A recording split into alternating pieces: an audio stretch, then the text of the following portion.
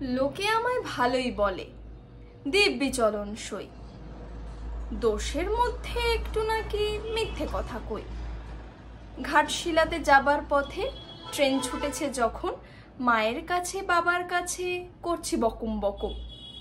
ও মা, দেখো নৃত্যনাট্য। যেই বলেছি আমি, মা বকে দেয়, বড্ড তোমার বেড়েছে ফাজলামি।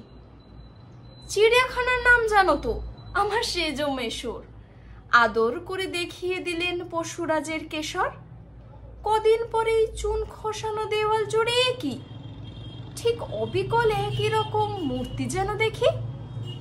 ক্লাসের মধ্যে যেই বলেছি সুরঞ্জনার কাছে, জানিস আমার ঘরের মধ্যে সিংহ বাঁধা আছে। শুনতে পেয়ে দিদিমণি অমনি বলেন, শোনো, এসব কথা আবার যেন না শুনি কখনো। বলি না তাই সেসব কথা সামলে থাকি খুব, কিন্তু সেদিন হয়েছে কি এমনি বেয়াকুব। আকাশ পারে আবারও চোখ গিয়েছে আটকে। শরৎ মেঘে দেখতে পেলাম রবীন্দ্রনাথকে।